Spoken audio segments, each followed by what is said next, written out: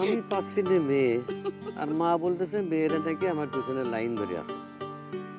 মেয়ে দেখতে দেখতেই এখন সিরিয়াল চলতেছে 17, আর মা বলতেছে আমি নাকি সংসারের প্রতি দায়িত্ব পালন করতে যে বিয়ে করিনি। এ কথা তো একটাও সত্যি না। আমি সত্যি কথা বললাম, হুম। বিয়ে গেল ভাগে, এখন সব দোষ হলো আমার। কিন্তু মজনু ভাই, আমি তো আপনার এখানে কোনো ভুল দেখতেছি না। চাচি তো খুব ভালো করে জানে যে আপনি মিথ্যা বলেন না, তো ওই কথাগুলো আপনার সামনে বলার দরকার কি ছিল? এখানে তো ভুল চাচি, আপনার না। আরে এই কথা তো সত্যি, মা না বললে তো আমিও বলতাম না, ভুল তো মার। এই কথাটা আমার মাথায় আসলো না কেন? আগে আসে নাই, এখন তো মাথায় আসছে। এখন যান, তাড়াতাড়ি গিয়ে চাচিরে ভালোভাবে বুঝান, যেন এর পরের বার ভুল তথ্য না দেয়। ব্যাস, সমাধান। তোমারে ধন্যবাদ ফুলমতি। তবে তোমার একটা কথা বলি, হুম। মানে এই যে আমি তোমারে যে বললাম, মানে আমার যে ঘটনা, এটা তো দুঃখের ঘটনা। মানে একটা বিয়ে ভেঙে যাওয়া তো সুখের কথা না। তাহলে তুমি, আমি যখন বলতেছিলাম তুমি হাসতেছিলে কি জন্য? আমার হাসা একদম উচিত হয় নাই, আমি দুঃখিত। আপনি যান, তাড়াতাড়ি যান, বাড়িতে গিয়ে চাচিরে বুঝান। দয়া করে এমন ভাবে বুঝান যেন চাচি কিচ্ছু না বুঝে, আপনার যেন বারবার বিয়ে ভাঙে। এটা তুমি কি দোয়া করলে? ও, মুখ ফসকায় বাইর হয়ে গেছে। আপনি যান, তাড়াতাড়ি যান, চাচিরে গিয়ে বুঝান। এই যে মজদু ভাই,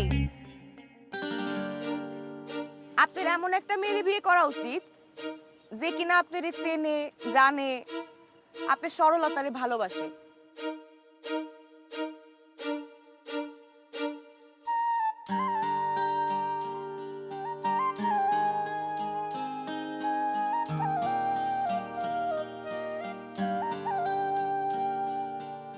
কি খবর রহমত? নতুন কোনো খবর নাই না? আর আমার কাছে কিসের নতুন খবর? সব খবর তো তোমার কাছে। ভাই, নতুন খবর বানানো যে কি কঠিন। একের পর এক চেষ্টা করে যাচ্ছি, কিছুতেই নতুন খবর হচ্ছে না। কি ব্যাপার, চাওয়ার আগে তুমি চা দিয়ে দিলে? চা বিষয়টা এরকমই, চাওয়ার আগে দেয়া লাগে। তা তোমার ঘটকালি কেরিয়ারে নাকি ধস নামলো? মানে কি, বুঝলাম না তো, পরিষ্কার করে বলো তো। আরে পরিষ্কার করে বলার কি আছে, সারা জীবনে যত ঘটকালিতে কখনো তো ফেল মারো নাই, না। এবার নাকি ফেল মারলা। মজনুর 17 নম্বরটাও নাকি ভাঙলো। আরে দূর,